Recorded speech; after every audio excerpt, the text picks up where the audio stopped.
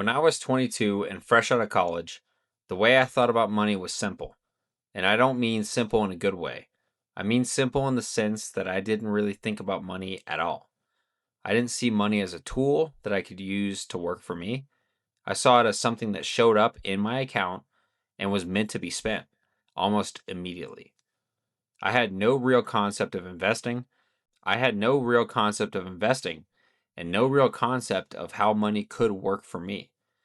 And I also didn't have a long term framework for what I was actually trying to build.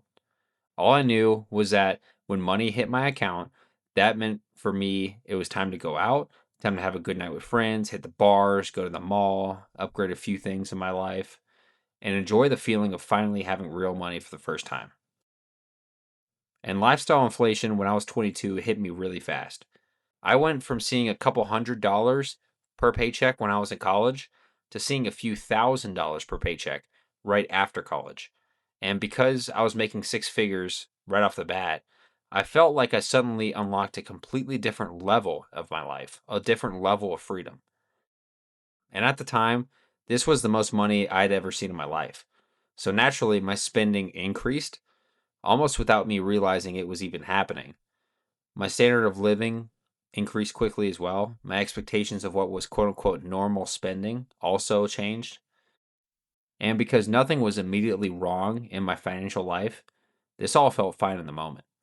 And to be fair, I don't think this is some crazy or irresponsible way to live your life when you're in the early 20s. I'm not here trying to sell you some bullshit where you're never allowed to have fun.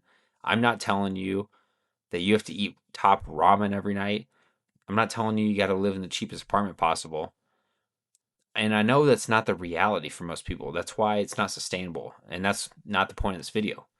The problem wasn't that I enjoyed the money. The problem was that I had no real framework for what that money was supposed to do for me long term. So almost every decision that I made was in the present moment without thinking any bit about the future. And I didn't realize that I was going to inherit a lot of these consequences of my habits that I chose to do in my early 20s. And at this point in my life, when I was 22, I didn't really have a sense of delayed gratification when it came to money. And I definitely didn't understand the power of compound interest or what it actually means to start early, start investing early. And the cost of that mindset didn't really show up immediately, which is why it's so easy to fall into this money trap. And one of the reasons I'm making this video. The cost shows up quietly, years down the road, years later, in the form of missed opportunity, missed compounding growth, lost time, and thousands and thousands of dollars that you're just never going to get back and reclaim. The cost is going to show up later when you feel financially stuck, maybe in your 30s or 40s, and you feel like you haven't moved the needle in years. So that's a long introduction, but the reason I'm making this video today is because I genuinely wish I had stumbled across a video just like this when I was in my early 20s. So if you're younger and watching this, take it from someone who's lived in this phase and learned some of the lessons the hard way. I'm going to walk you through why I view money differently now, what lifestyle changes I actually made that didn't make my life miserable, and how learning the basics of personal finance quietly changed the way I think about my future and the different options I may have in the future, and the kind of life I'm trying to build currently at 27 years old. The biggest shift in how I think about money now is that I no longer see it as just something to spend or even just something to save. I see money as a tool that can actually be working for me in the background of my life while I just enjoy my life and live it. I like to think of money as a future employee, something that I send out into the world and it does work on my behalf while I focus on the shit that I want to focus on in my life. I can focus on building my career, spending time on the things that actually matter to me. Instead of money only representing what I can buy today, money represents time that I can buy back for my future self, flexibility that I can give myself later. It's going to give me breathing room that I can create the best version of me that's going to exist in the future. So, money isn't just about nicer things or a more comfortable lifestyle in the present moment. It's really about building a buffer between the level of stress you have now and the level of stress you're going to have in the future.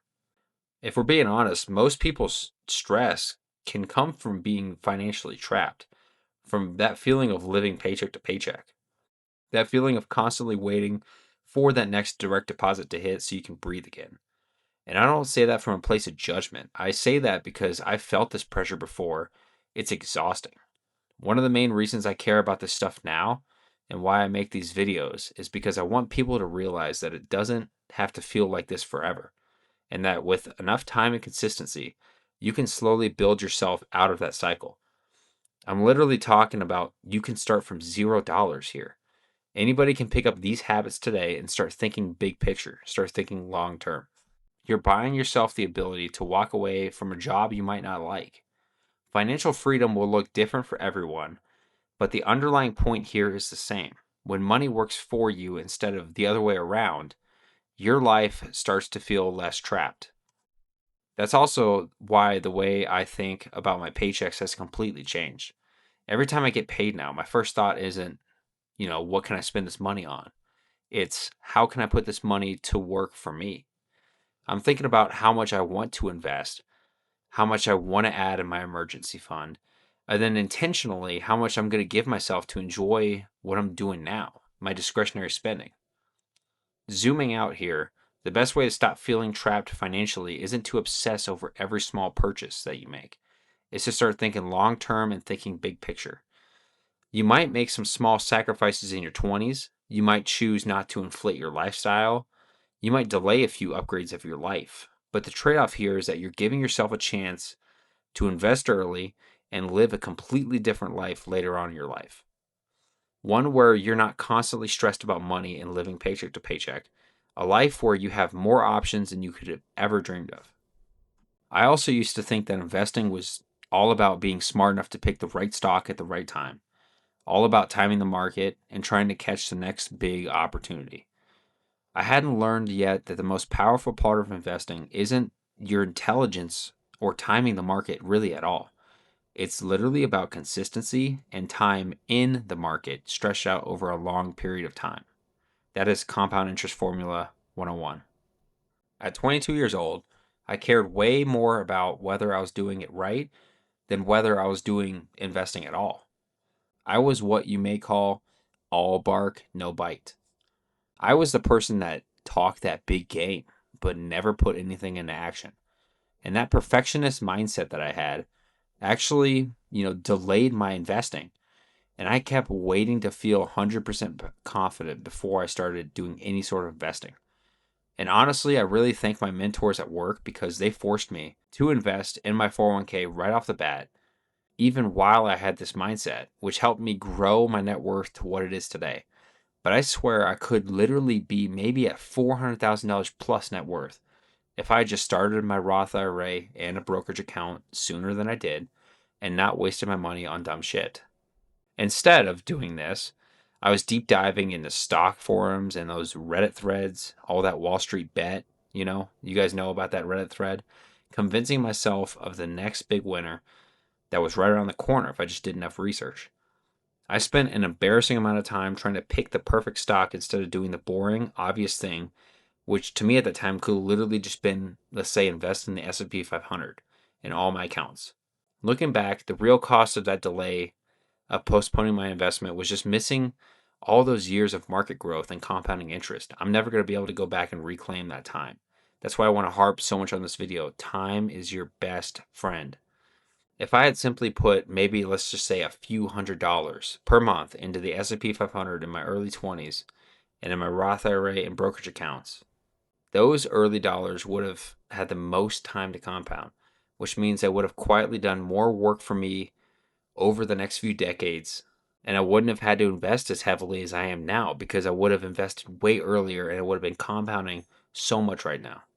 At the time, I had also had this constant fear that as soon as I started investing, the market would tank and I'd be the only person in the world that bought at the worst possible time. I felt like I was already quote unquote too late and all the big gains had already happened, but I didn't understand back then how dollar cost averaging worked. And being a long term investor changes the way you experience short term volatility or market drops. So, when you invest consistently over time, market downturns aren't going to be the scary thing that you have to avoid. They're actually going to become moments where you buy future growth at such a discount. You're buying the stocks that you already believe in and you're already invested in at a fire sale.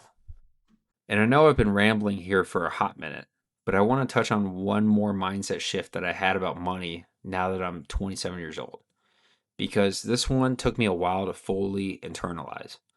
For a long time, once I started to finally get the hang of this money thing, I was so focused on budgeting better, spending less money, and optimizing everything that I had in my ability. And I really underestimated how powerful increasing your income could be, especially when you're young and you still have time and flexibility to invest in your own skill sets. Learning how to manage money is important. Don't get me wrong on that. But there's only so far you can go with a small income. And at a certain point, the ceiling of your financial progress is going to get capped on how much money you're bringing in. So, what changed for me is realizing that in my 20s, this is one of the few parts of life where you can afford to be aggressive in investing in your own growth, investing in your own knowledge, education, without all these long term constraints on your head. You usually have less responsibilities, more energy to work late nights, learn new skills, take on extra projects, etc. I mean, the list goes on. The effort that you put into your craft early on is going to also compound in a similar way that investing does, because the skills that you build now can increase your earning potential for decades later, not just your next paycheck. You might not even see the fruits of your labor while you're putting in so many late nights, so much time in your 20s to build that skill that's going to pay you on later in your life. When your income grows, saving becomes easier, investing becomes less stressful, and you're not constantly forced to choose between enjoying your life and being financially responsible. It gives you more room, more wiggle room that is key to make good decisions without feeling like every choice is going to be this massive trade off.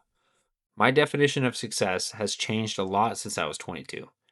Back then, success looked like visible upgrades, nicer things, and more impressive markers of progress that other people could see that I could flaunt to. But the freedom that comes with financial stability is subtle. It really is. And you're almost never going to be as loud or as flashy as that one kid who's blown all their money on all the shiny things. And you don't really appreciate how powerful financial freedom really is until you truly experience it and what it feels like to not be constantly stressed about money. If I could go back and talk to my 22-year-old self, I wouldn't lecture myself about maximizing my investment returns or optimizing every single financial decision, because that would probably just overwhelm me and cause me to tune out. I would tell myself that starting earlier dramatically increases your chances to change your financial landscape forever. I would tell myself that you don't have to have your entire life figured out to start taking your finances and money seriously. And that the goal isn't to be perfect with your finances. The goal is to take your finances intentionally and just be consistent over a long period of time. So if you're watching this and you're younger, take this as a word of encouragement from the Unk, myself, on YouTube. And if you're older and you feel like you're late to the game, take this as a reminder that the best time to start investing might have been yesterday, but the second best time to start investing and taking your finances seriously is today. And that's pretty much all I had for this video. If you felt this video was helpful and it made you think about money a little differently or made you reflect on your own financial journey, I'd appreciate you hitting the like button and subscribing. And I'll be posting more personal finance videos like this on the channel. And I'll see all you guys in the next one.